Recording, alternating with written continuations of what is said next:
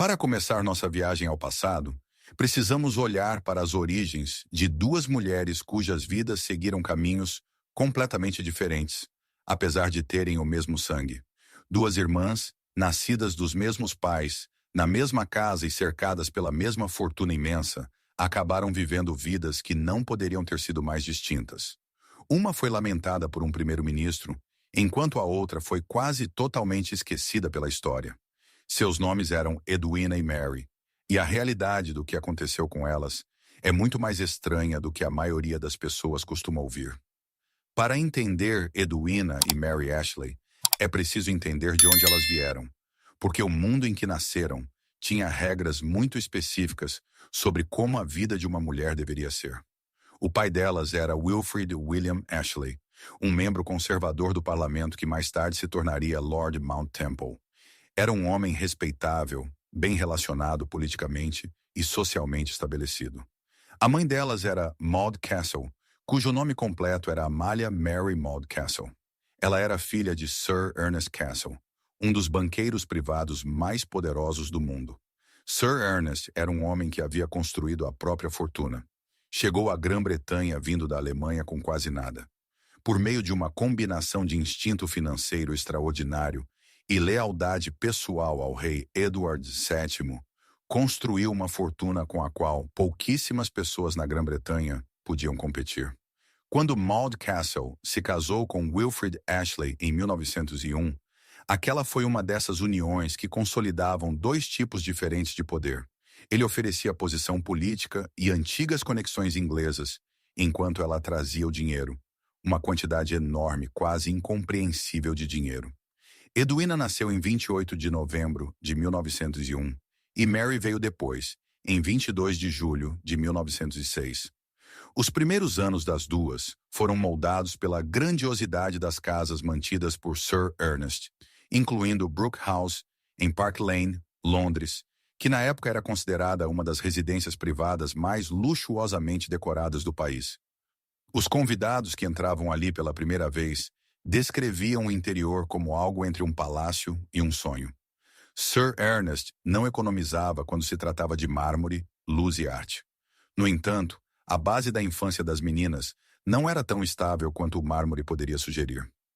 A mãe delas, Maud, não estava bem.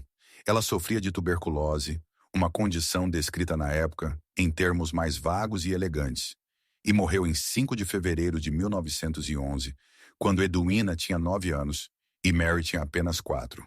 O pai delas se casou novamente em 1914.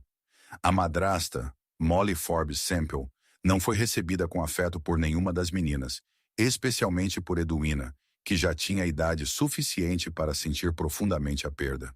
Por isso, elas foram enviadas, como muitas meninas de sua classe social costumavam ser, para internatos. Edwina estudou na Links School, em Eastbourne, e depois na Alder House, em Suffolk.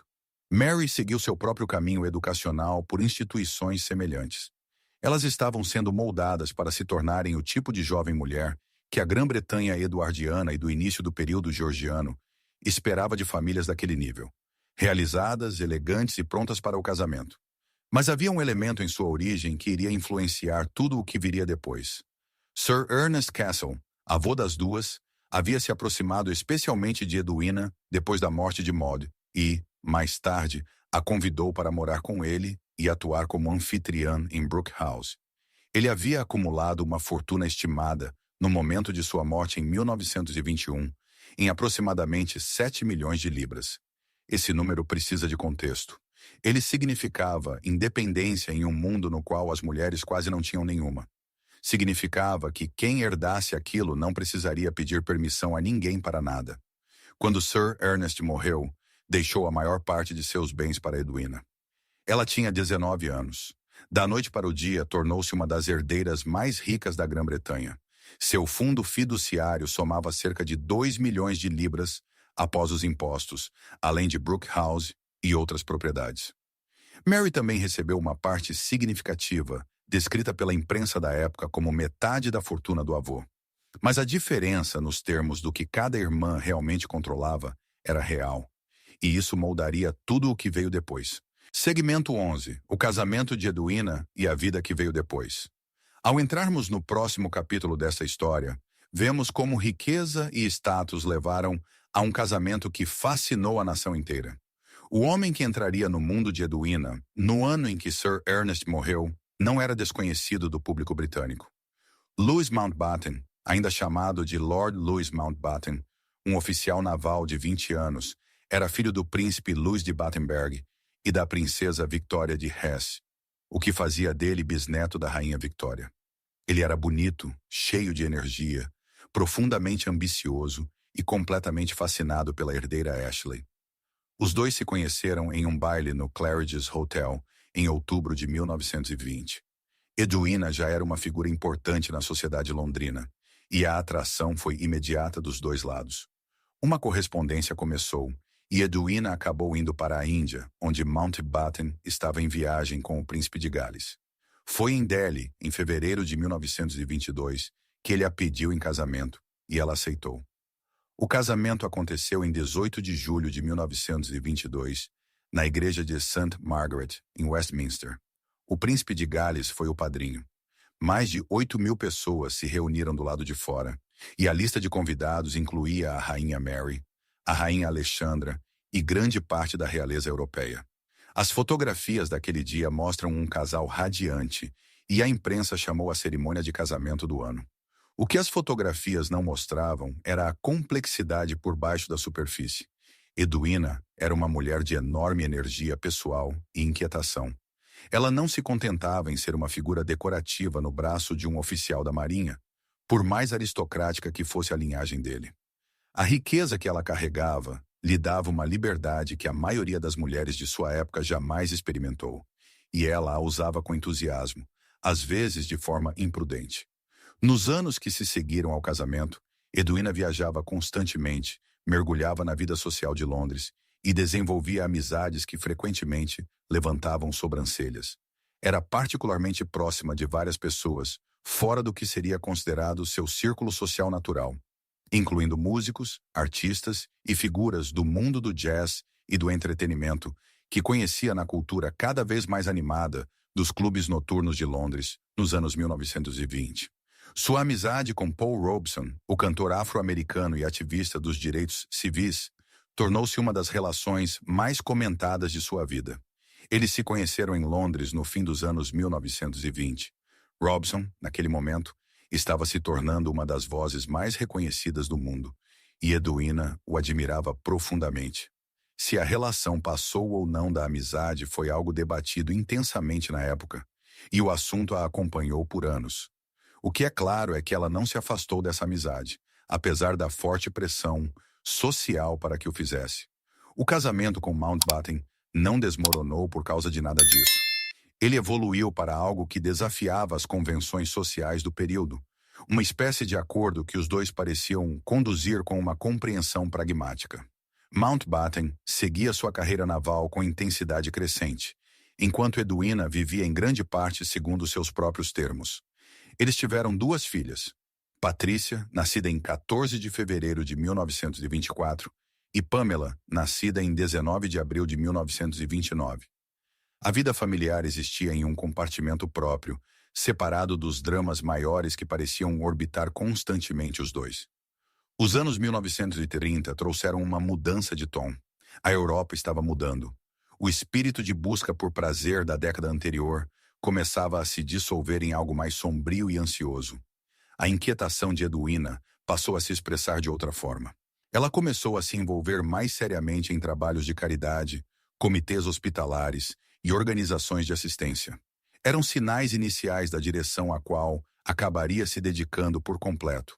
Mas ainda havia muita turbulência pela frente antes que esse propósito mais silencioso tomasse conta de sua vida. Segmento 10. O escândalo que não desaparecia.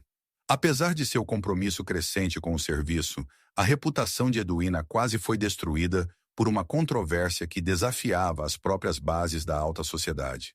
Por mais que Edwina viesse a conquistar admiração genuína mais tarde, os anos anteriores à consolidação dessa reputação foram marcados por momentos que chegaram muito mais perto do desastre do que a maioria dos relatos históricos costuma destacar. Em 1932, Edwina se viu no centro de um escândalo que se tornou um dos incidentes sociais mais comentados do período entre guerras. Uma coluna de fofocas em um jornal de Nova York trazia uma referência a uma mulher inglesa, sem nome, mas claramente identificável, de grande riqueza e posição aristocrática, associando-a a um relacionamento com um artista negro. A insinuação era inconfundível para qualquer pessoa da sociedade londrina. Na época, uma acusação desse tipo, mesmo sugerida, trazia consequências difíceis de compreender plenamente hoje. Para uma mulher na posição de Edwina, ser associada a isso na imprensa era considerado pelo establishment algo potencialmente devastador. Mountbatten moveu uma ação por difamação. O caso terminou em acordo e o jornal retirou a história e pagou indenização.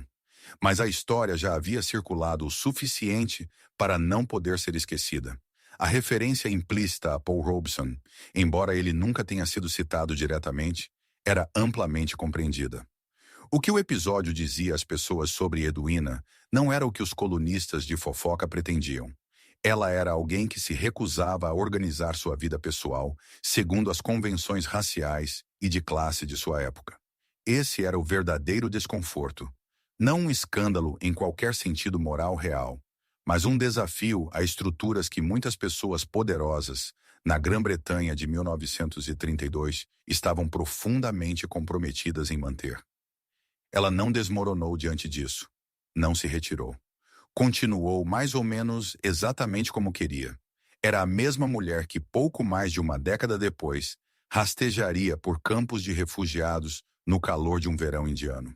O que os anos 1920 e o início dos anos 1930 construíram nela, a coragem e a recusa em se intimidar com o que a sociedade pensava de suas escolhas, foi o mesmo motor que impulsionaria tudo o que veio depois. E o que veio depois era algo que quase ninguém poderia ter previsto para uma mulher que passara uma década sendo assunto da sociedade londrina, pelos motivos considerados errados. Segmento 9. O mundo se fecha. O início da guerra global serviu como catalisador, transformando Edwina de socialite em uma líder humanitária dedicada. A Segunda Guerra Mundial mudou quase tudo na vida das duas irmãs. Para Mountbatten, a guerra foi um capítulo profissional decisivo. Ele ascendeu rapidamente de capitão do destroyer HMS Kelly, afundado perto de Creta em 23 de maio de 1941, a supremo comandante aliado do Comando do Sudeste Asiático em outubro de 1943. Esteve no centro de algumas das decisões militares mais importantes da guerra. Para Edwina, a guerra foi o momento em que ela finalmente encontrou o papel para o qual parecia ter sido feita. Ela se lançou ao trabalho da St. John Ambulance Brigade e da Cruz Vermelha Britânica, com uma intensidade que surpreendeu aqueles que a conheciam apenas como uma socialite. Ela estava nas ruas bombardeadas, estava nas alas de emergência, estava em conversas diretas com médicos e enfermeiras sobre suprimentos, triagem e logística. Pessoas que a encontraram nesse período descreviam alguém que não visitava os destroços por aparência, mas que estava genuinamente presente ali, fisicamente. Ao final da guerra, ela havia sido nomeada Superintendent-in-Chief da St. John Ambulance Brigade e recebeu o título de Commander of the Order of the British Empire por seus esforços. O que acontecia emocionalmente com ela nesse período era consideravelmente mais complicado. Sua relação mais significativa fora do casamento, aquela que se tornaria a mais comentada de sua vida, foi com Jawaharlal Nehru, o homem que se tornaria o primeiro-ministro da Índia. Edwina encontrou Nehru pela primeira vez em Singapura em 1946, quando Mountbatten estava na região como supremo comandante aliado. Na verdade, ela havia pedido para fazer um desvio no caminho de uma visita de inspeção para poder participar do encontro entre Mountbatten e Nehru. Os dois foram apresentados, e algo de verdadeira substância começou entre eles. A segunda vez que se encontraram foi em março de 1947, quando os Mountbatten chegaram a Delhi como vice-rei e vice-rainha da Índia.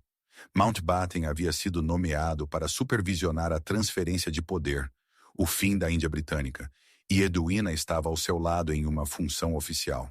A transferência de poder em agosto de 1947, o momento em que a Índia se tornou independente e ao mesmo tempo foi dividida entre Índia e Paquistão, foi um dos eventos mais catastróficos do século XX em termos de custo humano. As estimativas de quantas pessoas morreram na violência que acompanhou a partição variam de 200 mil a 2 milhões. Entre 12 e 20 milhões de pessoas foram deslocadas.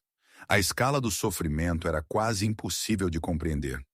Edwina não ficou assistindo da casa do vice-rei. Ela estava nos campos, nas colunas de refugiados e nos hospitais sobrecarregados, muito além do que haviam sido projetados para suportar.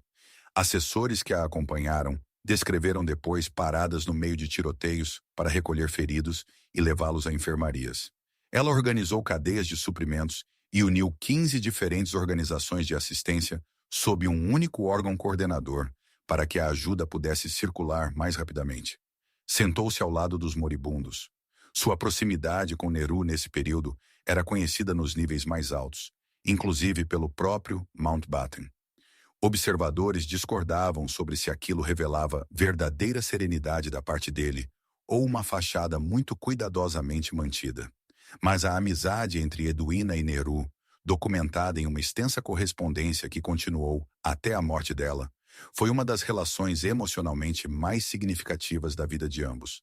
Quando os Mountbatten deixaram a Índia em junho de 1948, a partida de Edwina foi marcada por enorme emoção pública. A despedida de Nehru no aeroporto foi descrita por testemunhas como profundamente comovente. Não era a despedida de colegas políticos. Ela voltaria à Índia várias vezes nos anos seguintes, sempre encontrando o caminho de volta ao trabalho humanitário ao qual havia se dedicado. E as cartas continuaram. Segmento 8. O caminho diferente de Mary. Enquanto Edwina fazia história no cenário mundial, sua irmã Mary conduzia uma vida igualmente dramática, mas muito mais protegida do olhar público. Enquanto Edwina vivia no centro dos acontecimentos mundiais, Mary seguia uma trajetória que, em muitos aspectos, era tão intensa quanto, mas em um registro muito mais contido, muito mais privado e, no fim, muito mais surpreendente do que a maioria das pessoas imagina. O nome completo de Mary Ashley era Ruth Mary Clarice Ashley. Ela usou seu nome do meio durante toda a vida, e a vida que construiu manteria as colunas de fofoca ocupadas de um jeito inteiramente próprio. Seu primeiro marido foi o capitão Alec Cunningham Reed, um condecorado ás da aviação da Primeira Guerra Mundial, que se tornou membro conservador do parlamento. Eles se casaram em 12 de maio de 1927, e um jornal americano descreveu o casal como a garota mais rica e o homem mais bonito da Inglaterra. Era o tipo de união que a imprensa social da época adorava sem reservas. Beleza, dinheiro, um herói de guerra com carreira política e a neta de uma das grandes fortunas eduardianas. Eles tiveram 2 filhos, Michael e Noel, nascidos em 1928 e 1930. Mas o casamento se dissolveu sob as pressões complicadas dos anos seguintes, e eles se divorciaram em 1940. Em poucos meses, Mary se casou novamente, desta vez com o major Ernest Laurie Gardner, em setembro de 1940. Esse casamento durou 3 anos e terminou em 1943. Sem filhos. Então, em junho de 1944, ela se casou pela 3ª vez com Thomas Cholmondeley DeLay, o 4º Barão Delamere. Esse não era um passo pequeno. Lord Delamere era uma figura importante na Quênia colonial britânica. O nome de sua família estava ligado à comunidade branca de colonos desde o início do século XX, quando o 3º Barão Delamere chegou à África Oriental e ajudou a moldar o que se tornaria um capítulo específico e profundamente contestado da história do colonialismo britânico. Por meio desse casamento, Mary se viu conectada a um mundo de vastas propriedades, de criação na África Oriental, ao pó, ao calor e às hierarquias sociais da Nairobi colonial, e depois a turbulência que acompanhou o caminho do Quênia rumo à independência. Não foram anos tranquilos. A revolta Mau Mau no início dos anos 1950 trouxe violência e instabilidade ao mundo das propriedades europeias no Quênia, e a pressão sobre todo aquele modo de vida aumentava. Mary e Lord Delamere acabaram se divorciando em 1955, depois de 11 anos. 3 casamentos em menos de 3 décadas, cada um ligando-a a uma parte diferente do establishment britânico, e cada um chegando ao fim. Ao longo de tudo isso, a herança Castle lhe deu independência suficiente para continuar avançando em vez de ficar presa a qualquer um deles. O que o mundo exterior não via era a dimensão mais silenciosa e privada da vida de Mary. Nos anos após seu último divórcio, quando voltou para a Inglaterra e se estabeleceu em Six Mile Bottom Hall, em Cambridgeshire, uma propriedade que havia herdado como parte do dinheiro Castle, ela se concentrou em mantê-la em seus laços familiares e nos ritmos mais lentos da vida rural inglesa. A mulher que um dia havia sido fotografada em todos os grandes eventos sociais, aos poucos se afastou, e o mundo, em grande parte, a deixou ir. Ela morreu em 10 de outubro de 1986, aos 80 anos. Sobreviveu à irmã por 26 anos. Durante todo esse tempo, quase ninguém escreveu sua biografia, e pouquíssimas pessoas fora dos círculos familiares e das notas de rodapé históricas se lembraram muito dela, o que, considerando a vida que ela realmente levou, é uma espécie de veredito histórico por si só. Segmento 7. As cartas. A profunda conexão emocional entre Edwina e Nehru está melhor preservada em uma vasta coleção de escritos privados que revelam o verdadeiro vínculo entre os dois. Um dos legados físicos mais notáveis da vida de Edwina é a coleção de cartas trocadas entre ela e Nehru. Essas cartas, centenas delas ao longo de mais de uma década, estão parcialmente guardadas no Nehru Memorial Museum and Library, em Nova Delhi, e foram objeto de grande atenção acadêmica e pública. O que as cartas revelam não é principalmente uma relação política. Não são cartas sobre a administração da Índia, embora o mundo ao redor deles esteja sempre presente ao fundo. São cartas entre duas pessoas que se compreendiam com uma franqueza e uma intimidade que ambos consideravam raras. Nehru, em suas cartas a Edwina, escreveu sobre solidão em termos surpreendentemente desprotegidos para um homem em sua posição. Na época da correspondência entre eles, ele era o chefe de governo da maior democracia do mundo. Estava constantemente cercado por pessoas, conselheiros, autoridades, solicitantes, colegas, multidões, e ainda assim descrevia sentir-se fundamentalmente sozinho de uma forma que apenas certas pessoas conseguiam tocar. Edwina era uma dessas pessoas. Ela respondia com uma honestidade à altura da dele. Descrevia sua própria inquietação, a sensação de ter passado muitos anos se movendo sem saber exatamente para onde estava indo, e que o trabalho que havia encontrado na Índia lhe dera algo que a vida social que vivera antes nunca havia conseguido oferecer. Se a relação algum dia foi expressa fisicamente, é algo debatido desde que as cartas se tornaram conhecidas. A filha de Nehru, Indira Gandhi, e mais tarde as próprias filhas de Edwina, incluindo Pamela Hicks, afirmaram publicamente que a relação permaneceu profunda, mas platônica. O que as próprias cartas mostram é uma conexão que, em sua realidade emocional, era tão completa quanto qualquer relação que qualquer um dos dois tenha tido. Sob essa luz, a questão da expressão física talvez seja a menos importante sobre ela. Quando Edwina morreu em Bornéu, em 1960, Nehru foi informado por telegrama. Pessoas que estavam com ele na época descreveram uma dor que ele não conseguiu conter como normalmente continha. Ele manteve uma fotografia dela perto de si até sua própria morte, 4 anos depois. As cartas que ela levava em sua última viagem, encontradas em seu quarto naquela manhã, incluíam correspondência dele. Ela havia lido suas palavras antes de dormir. Segmento 6. A última viagem. A vida de Edwina, marcada por um serviço incansável, chegou repentinamente ao fim durante uma de suas muitas missões a terras distantes. Edwina não diminuiu o ritmo nos anos 1950. Pelo contrário, a urgência de seu trabalho humanitário se intensificou. Ela viajou extensamente em seu papel de Superintendent-in-Chief da St. John Ambulance Brigade, visitando territórios do antigo Império Britânico, conforme avançavam rumo à independência ou tentavam administrá-la.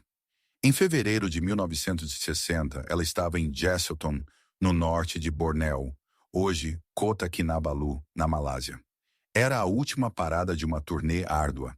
Ela havia passado por Chipre, Karachi, Delhi, Malaya e Singapura antes de chegar ali. Pessoas que viajavam com ela notaram um cansaço diferente do esgotamento comum de viagem. Em Delhi, o próprio Nehru a havia visto e notado como ela parecia estranha, embora não tenha tocado no assunto com ela, entendendo, como entendiam aqueles que a conheciam bem, que dizer para ela parar não teria adiantado nada. Na noite de 20 de fevereiro, ela se retirou para seu quarto na casa de repouso onde estava hospedada. Foi encontrada na manhã seguinte, 21 de fevereiro de 1960. Havia morrido durante o sono.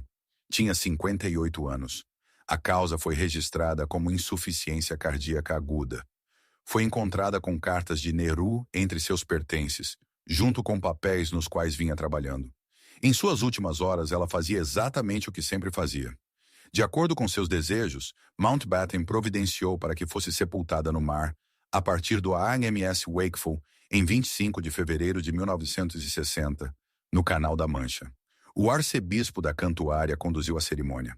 Em um gesto sem precedentes nos protocolos que regiam as relações entre os dois países, Nehru organizou para que 2 navios de guerra indianos acompanhassem o Wakeful em parte da viagem. Foi uma homenagem sem categoria formal, algo que precisou ser inventado, porque nada existente conseguia expressar o que se queria dizer. A homenagem pública de Nehru a descreveu como alguém que havia se entregado por completo, que havia tomado os privilégios extraordinários de seu nascimento e os voltado para o mundo. Ele morreu em maio de 1964, aos 74 anos. Segmento 5. A família mais ampla e o que veio depois. O legado da família Mountbatten continuou por meio de seus filhos e de sua influência duradoura sobre a monarquia britânica. Patricia Mountbatten, a filha mais velha de Edwina, tornou-se a segunda condessa Mountbatten da Birmânia. Passou partes significativas de sua vida ligada ao trabalho de caridade, levando algo dos compromissos da mãe para sua própria geração e servindo, em alguns momentos, como dama de companhia da rainha Elizabeth II. Ela morreu em junho de 2017, aos 93 anos.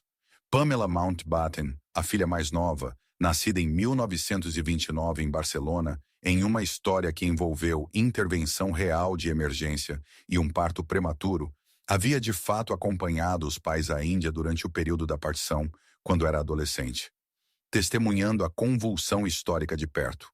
Tornou-se Pamela Hicks ao se casar com o designer David Hicks em 1960, o mesmo ano em que sua mãe morreu. Em 2007, publicou um livro de memórias sobre seu tempo na Índia durante a transferência de poder e, em 2012, um segundo volume narrando sua infância mais ampla e sua vida como dama de companhia.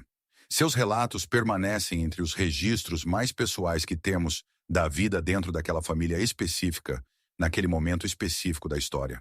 O próprio Mountbatten continuou no centro da vida pública britânica por décadas após a morte de Edwina. Acabou servindo como chefe do Estado-Maior de Defesa. Permaneceu intimamente envolvido na formação de seu sobrinho-neto, o futuro rei Charles III, em uma relação que ambos descreveram como de avô honorário e neto honorário. Quando Charles ainda era jovem, Mountbatten escrevia-lhe cartas francas com conselhos sobre vida, casamento e dever, levadas suficientemente a sério para influenciar grandes decisões.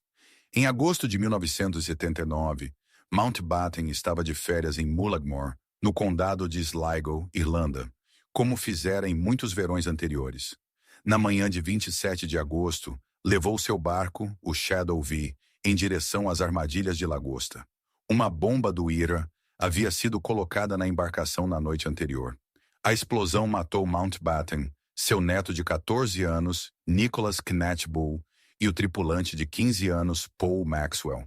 Uma quarta pessoa, a viúva Lady Brabourne, mãe do genro de Mountbatten, morreu em decorrência dos ferimentos no dia seguinte.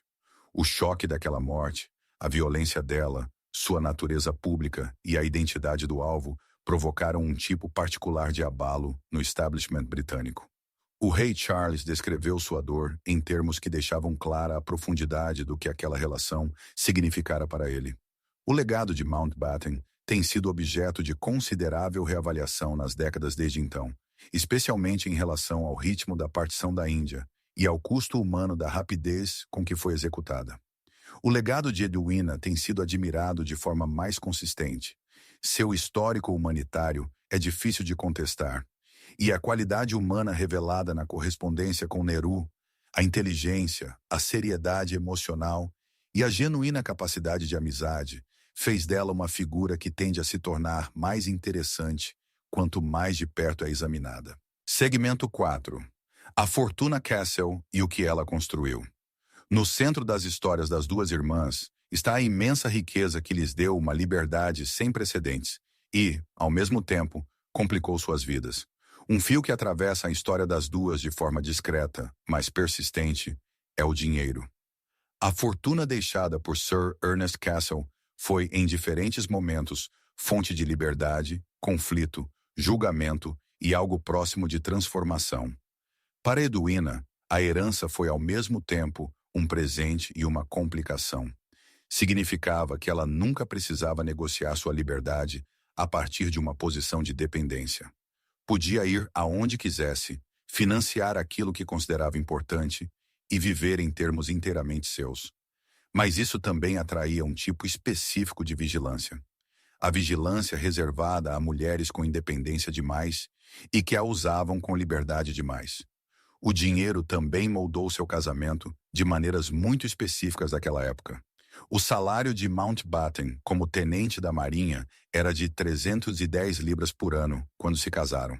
O fundo fiduciário de Edwina gerava uma renda anual após impostos de cerca de 60 mil libras nos primeiros anos do casamento. Ele era quem tinha sangue real, patente e títulos, mas era ela quem pagava pelas casas, pelos funcionários, pelos pôneis de polo e pelo iate. Essa dinâmica, incomum o suficiente para ser notada, estava na base do casamento e o marcou por inteiro. Para Mary, a trajetória da herança foi diferente. Ela recebeu uma parte substancial do patrimônio Castle, descrita na época de seu primeiro casamento como suficiente para torná-la a garota mais rica da Inglaterra. Mas seus 3 casamentos e divórcios e as negociações financeiras envolvidas nesses finais moldaram sua relação com o dinheiro ao longo das décadas de formas bastante diferentes da independência mais contínua de Edwina. A própria Fortuna Castle foi construída sobre uma história específica que vale lembrar. Sir Ernest era um homem judeu de colônia que se converteu ao catolicismo após a morte da esposa. Uma conversão feita, segundo a maioria dos relatos, por razões pessoais e não sociais.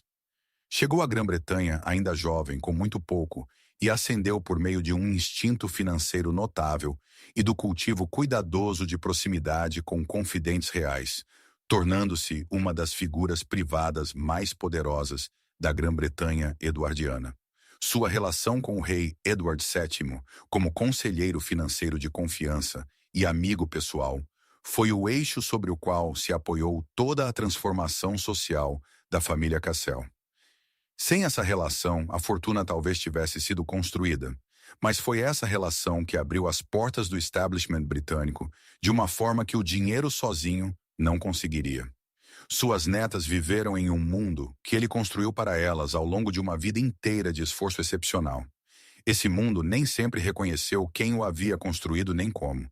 As origens judaico-alemãs de Sir Ernest foram fonte de zombaria e hostilidade contra Edwina durante seus anos de escola, muito antes que as dimensões políticas desse tipo de hostilidade na Europa se transformassem na catástrofe que se tornariam nos anos 1930 e 1940. Ela absorveu essa hostilidade cedo e construiu algo em resposta, uma espécie particular de imunidade ao julgamento de pessoas cuja aprovação ela decidiu que não valia a pena ter. Segmento 3. Sangue e circunstância. As vidas contrastantes de Edwina e Mary oferecem um olhar profundo sobre como o tempo e a oportunidade podem definir o destino de uma pessoa. Há algo na história dessas duas irmãs que merece ser observado com calma, sobre o papel das circunstâncias na formação de uma vida. Edwina e Mary vieram dos mesmos pais, da mesma casa e da mesma dor de perder a mãe quando ainda eram muito pequenas. Foram moldadas pela riqueza extraordinária do mesmo avô, pela mesma formação inglesa e pelo mesmo mundo social dos anos 1920. E então seguiram direções completamente diferentes. Isso não aconteceu porque uma fosse mais capaz ou mais corajosa que a outra, mas porque as circunstâncias que se abriram para cada uma delas foram diferentes. As portas específicas que se abriram para Edwina eram portas que nenhuma pessoa razoável poderia ter previsto. Edwina se viu em Delhi em 1947 porque era casada com um homem nomeado para supervisionar o fim da Índia Britânica.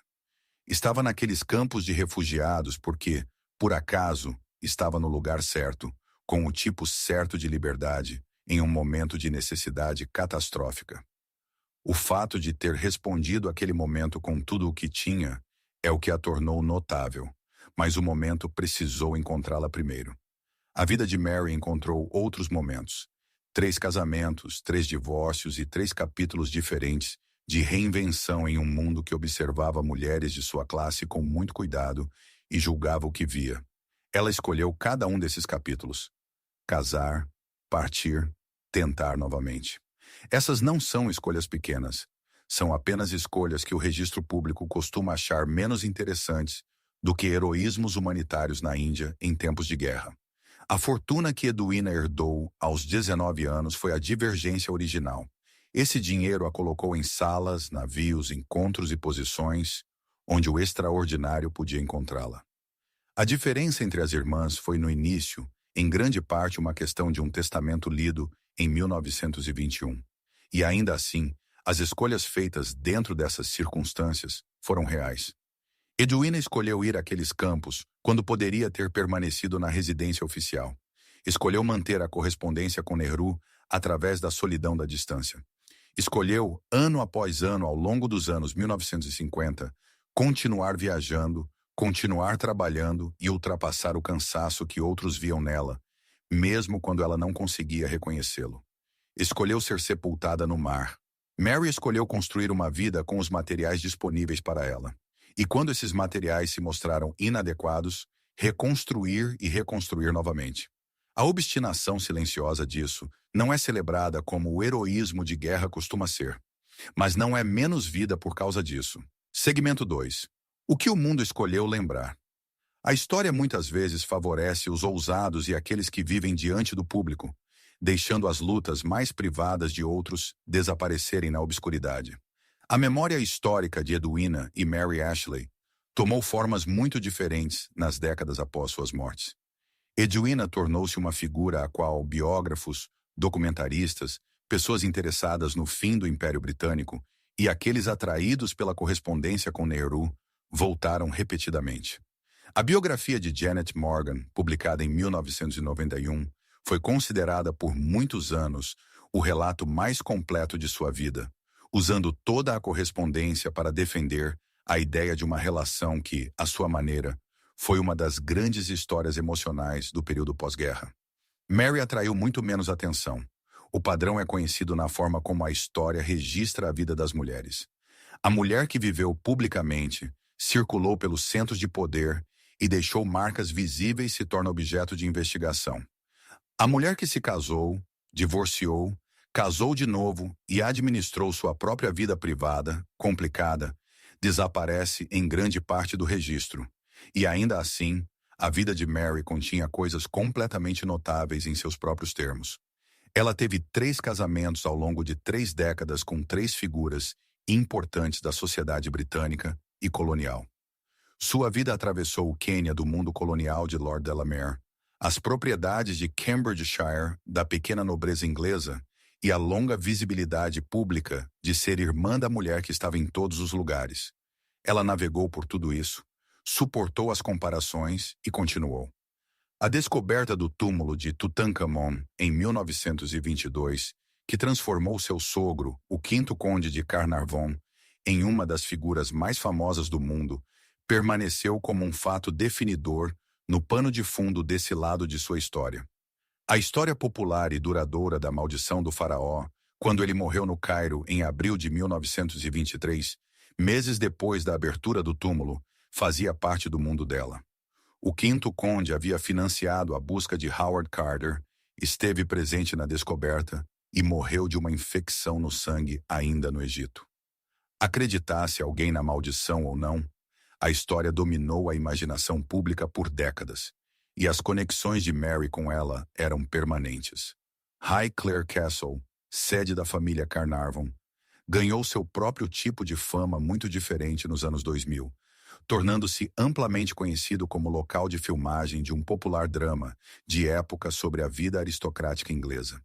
A ironia histórica disso, que as vidas reais conduzidas dentro daquelas paredes eram consideravelmente mais turbulentas e estranhas do que qualquer drama televisivo provavelmente retrataria, não passa despercebida. Segmento 1. O fim de uma era. Enquanto o mundo fazia a transição da era eduardiana para a era moderna, a vida das irmãs Ashley se tornou um testemunho de um modo de vida em desaparecimento. Há uma qualidade particular nas vidas das pessoas que nasceram no mundo eduardiano.